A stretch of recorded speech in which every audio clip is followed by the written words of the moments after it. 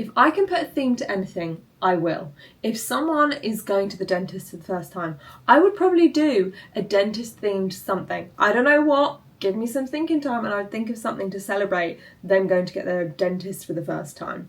I also love afternoon tea. I have reviewed so many afternoon teas, I actually would consider myself a self-proclaimed afternoon tea critic at this point. So when I was tagged multiple times in the Dinosaur Afternoon Tea, I got my trotters there as fast as I could. This isn't the only afternoon tea that has a theme to it in London, and I was watching Dylan the other day who reviewed themed restaurants, which is a bit of me and I may have to do, but I thought one better themed afternoon teas because so fun. Afternoon teas can be trashy, can be so trashy, and it's really hard to get them classy. So that's what we're going to be doing in this video. We're going to be reviewing 3 of the top themed afternoon teas in London. So let's buckle in our seatbelts, let's get ready for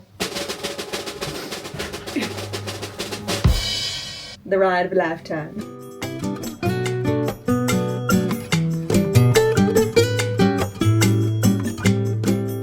Start at the cheapest afternoon tea, which is the Dinosaur Afternoon Tea, which I did review over on Instagram. Now, I will say this footage is from a while ago. I just never got round to editing the video, okay? But it still very much applies and I still had a really fun time.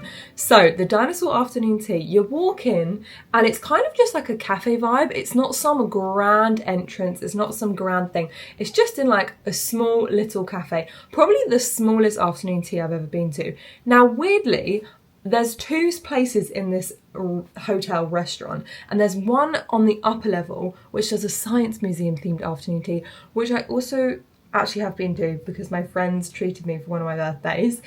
And then the bottom level is the dinosaur themed afternoon tea. So fun that they already are off to a great start with having 2 different afternoon teas. Now the dinosaur themed afternoon tea I thought was a genius concept because it had an activity involved. Not only do I love themed things, not only do I love afternoon tea, not only do I love food, I love it when you can smash everything together and have an activity. Because I think food brings people together. Anyway, I'm getting off on a tangent. But as you'll see at the dinosaur themed afternoon tea, it's a really fun time. So we started off by getting a little mocktail, which we did have to pay extra for, but already wonderful. It was so delicious. It was so fruity, zesty. It was like a passion fruit martini without the alcohol, which is a bit of me. Oh my gosh. Guzzle that. Then the food arrived. I forgot to add a note on the teas. They didn't have loads of options for teas and we didn't get offered refills, which is normally a thing where you get offered loads of refills. So that was a little bit disappointing.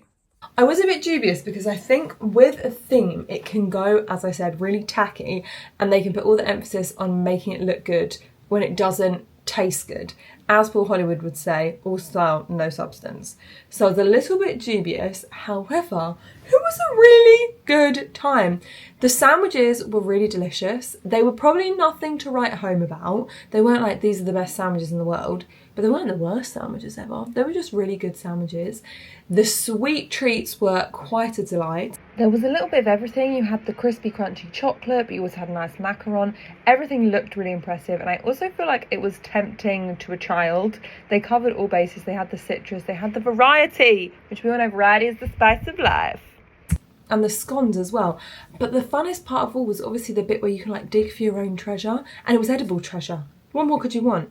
I mean, real gold wouldn't go amiss, but I'll take edible treasure. I thought I would do immediate thoughts as soon as I've just had the afternoon tea. I am so pleasantly surprised. I did not think it was going to be that good. What the heck?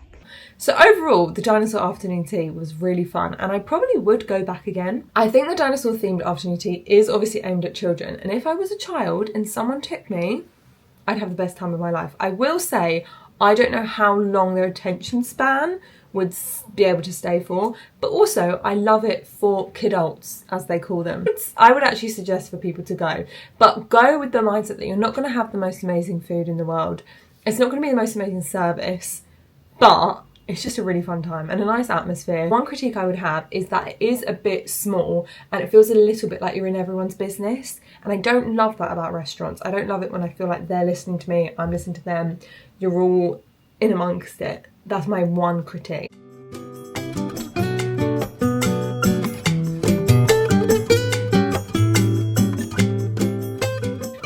move on up to the next price point, which is at the Shard. Now the Shard often do different themed afternoon teas. We obviously tried their Christmas afternoon tea, so I was really interested to see how different their themed afternoon tea was. The theme for their afternoon tea was Peter Pan. Quite fun, quite magical. As you walk in, great environment, beautiful. What I love about going to eat in the Shard is you are getting 2 for 1. I know everyone says the food is super expensive, but instead of having to buy the ticket of the Shard and going for a meal, you get 2 for 1. You're getting the views with your meal, so it probably evens out to actually a little bit cheaper than it would if you were going to afternoon tea and you were going to the Shard. See what I'm doing there? Buy one get one free. Go math. We got there and they sat us in a really nice view. We got the whole to look out over London. It was great. We started off with the sandwiches and Mr. Grag went feral for these. He said they were delicious. He said they were his favourite savoury things. Started off with this mushroom tart that I wasn't the biggest fan of, but I really like these little swords in the sandwiches. It was just a nice touch to be themed, and I have to say the bread was so fluffy. I like that there was a real variety of things. Like this smoked salmon. Isn't that gorgeous? The little curl. And you can tell that brioche loaf was really soft. There were just so many different things, which I really like the variety, because we all know variety is the spice of life. Now the meaty things I wasn't the biggest fan of. This one was quite, I don't know, look how meaty that was. You can understand why my husband liked it and why I think all my brothers and my dad would like it, because it was so meat heavy. And what could you not like? Because we kept looking up and this was our gorgeous view of London. But I would say for me, they had like that sort of, I don't know why, but they had like that ready meal taste. You know when something you can tell has been like ready made and it has that sort of like a ready made soup or like a ready meal in the little plastic containers. They have that sort of flavour, and I can't put my finger on it. And the sandwiches kind of had that ringing around.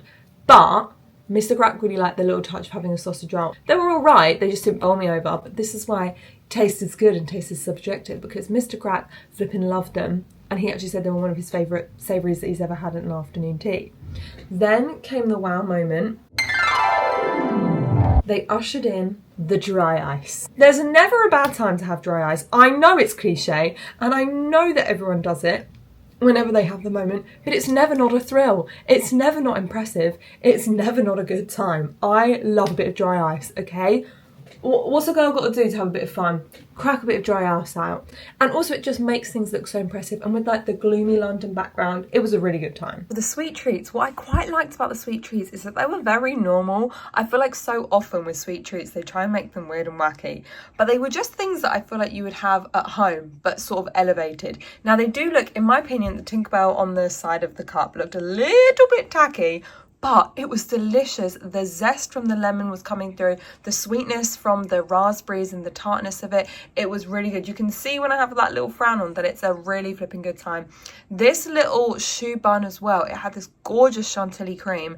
And then I feel like the real star of the show was this chocolate roulade. Like literally perfect. A little bit of chocolate, a little bit of fruit, a little bit of zesty, 10 out of 10. Brought out the scones. Will it break in half? Oh wow. What is all the black stuff? Oh my gosh, that smells good. Is it vanilla? Oh yeah, vanilla scones. There's like full on little bits of vanilla in there. They're quite little. Tiny bit claggy. Which were good. They were good scones. I will say the set, if you can call it the set, was a little tired and a little lacking. It didn't have the sort of pizzazz and the wow factor that I was hoping for. It just was a bit, like the corners were a bit crumbly and the plastic was kind of coming off, the paintwork. It just looked a bit old and looked like it could have a little uphaul. And the same was to be said. At the end, they brought out like this little chocolate coin in a box, which was a fun element. And as you know, I like a little experience. But the box was tired. It didn't have that sort of wow factor because it just looked like clunky. It also just looked a bit sticky. It looked like it had been used a few times. I actually think it made me like the afternoon tea experience less, because I was a bit like, ugh, if this is the condition of this, what was the condition of all the other stuff that we had? Now, the sweet treats were where they excelled. They were delicious. They had the really like classic good flavours.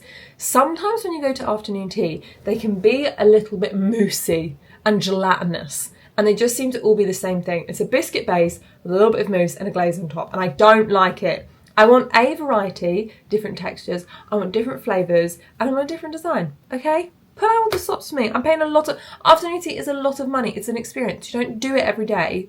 It's a vibe. Normally you're going for a celebration, so put out all the stops. And put out all the stops they did. Really liked how everything was very strongly themed. Even the menu, I like how the menu kind of had the theme on it. Every little bit was very well thought out. And that element was good. The environment, the atmosphere was actually really lovely there. I feel like everyone was sort of wowed and they felt like they had, you know, there was a showstopper moment when all the dry ice and everything came out and you were looking out over the London. And theming wise, it was very great. Same as how the Dinosaur Tea, Afternoon Tea, it was on brand. There was no mistaking that you knew what the theme was. But a few of the foodie bits were a bit clunky. So, I don't know.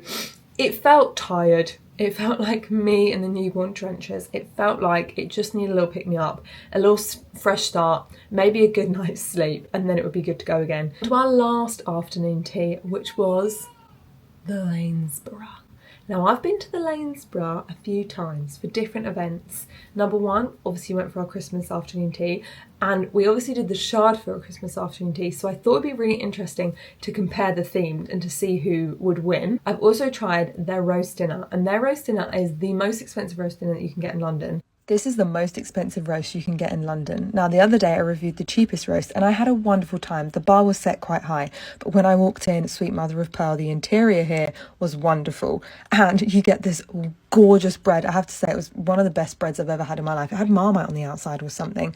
Then we had our starter, which I feel like isn't necessary for a roast, to be honest, but it was still good. The main event of the roast was a little underwhelming. It was an impressive show where it gets carved in front of you, but the veg and the meat were cold. The roast potatoes were the best potatoes I've ever had in my life, but everything else was a bit mediocre. And don't even get me started on the scrimping of the gravy. I like to have to wade my way through the gravy to get to the roast. The atmosphere was lovely, and there was a live pianist and the waitresses were so attentive. My friend's pudding was apparently in their top 10, so that's quite a claim. But all in all, we concurred that the Toby Carvery won for food value, and it was actually hot and the service was just as good, but there's no denying that the Lanesborough had a much better ambience and interior. And it wasn't good. I didn't like it, didn't think it lived up to the hype. So I was really interested to see how that, because every time I've gone to the Lanesborough, it's been such a different experience and we've had such a different time. One time I went, it was amazing. One time I went and it was atrocious. So what's it going to be for the afternoon tea? You walk in and you are wowed. You are also wowed by the staff who, out of all the stuff we'd experienced during this afternoon tea video, were amazing. They were so accommodating. They took us to the little room when our table wasn't quite ready for drinks and nuts. On the house, a drink and a nut on the house? Yes, please, thank you very much. Sensational. Then they took us in and there's a live pianist. Again, it's like the dry ice. Actually, live pianists don't ever go out of style. There's never a bad time to have a live pianist. Heck, if I could have a live pianist whilst I have a bath, I would. It was incredible. And I do love the venue. Can you call it a venue? I love the room. I love the chandelier. I love the like blue hues. It feels really luxurious and the seats are comfy. Everything about it. If I had to choose a venue to have afternoon tea in, it would be that one out of the three of them. It was gorgeous. Now this afternoon tea was Bridgerton themed, and I think they did smash the theme. All three of them smashed the theme out of the park. We got a lovely drink to start and it felt very luxurious, and everything about it felt very opulent, which I suppose is what Bridgerton is. It's very opulent. And we got our sarnies. These, I feel like sandwiches are where we start in an afternoon tea, and I feel like so often the restaurants get them wrong. They're never quite right. The flavours aren't quite right, the texture aren't quite, they're just either really boring and nothing exciting, or they're the opposite and they've gone too wild and wacky and they just are gross because they're wild and wacky. There's never like a nice pleasant meet in the middle.